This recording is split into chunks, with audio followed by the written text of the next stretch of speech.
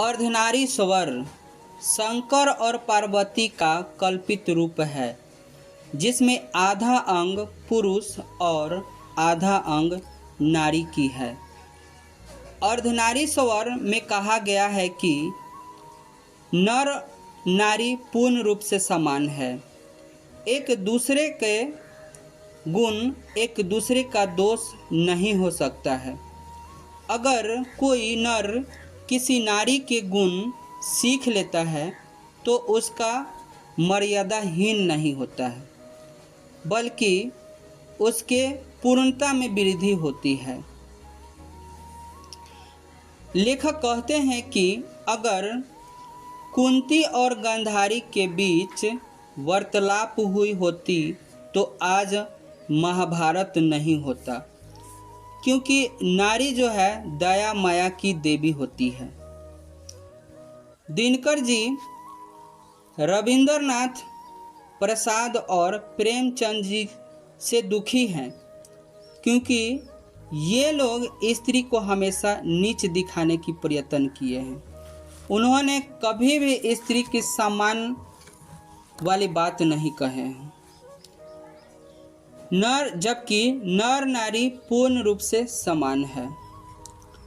प्रवृत्ति मार्ग एक ऐसा मार्ग होता है जिसमें पुरुष स्त्री को अपनाता है, अपने जीवन का हिस्सा मानता है और उसके साथ अपन जीवन गुजारता है। ठीक वहाँ उसकी विपरीत दिशा में है निवृत्ति मार्ग।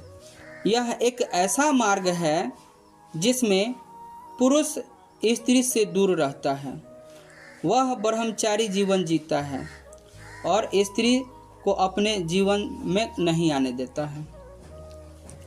बुद्ध ने आनंद से कहा था कि आनंद, मैंने जो धर्म चलाया था वह 5000 वर्ष तक चलने वाला था, लेकिन अब यह केवल 500 वर्ष चलेगा, क्योंकि मैंने नारियों को भिक्षुणी होने का अधिकार दे दिया है। स्त्री को अहेरनी, नागिन और जादूगरनी कहने के पीछे पुरुष की मानसा खुद को श्रेष्ठ साबित करना है। ऐसा करके पुरुष अपनी दुर्बलता को छुपाता है और नारी को दबाना चाहता है। नारी की पराधीनता कृषि कार्य से शुरू हो गई। उसी समय से कार्य जो है 2 भागों में बट गया।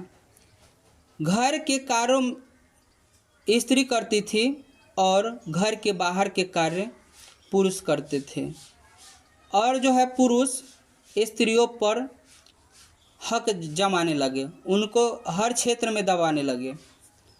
लेखक कहते हैं कि जिस तरह वृक्ष के अधीन उसकी लताएं फैलती है, फूलती है, ठीक उसी तरह पत्नी भी पुरुषों की अधीन होती है।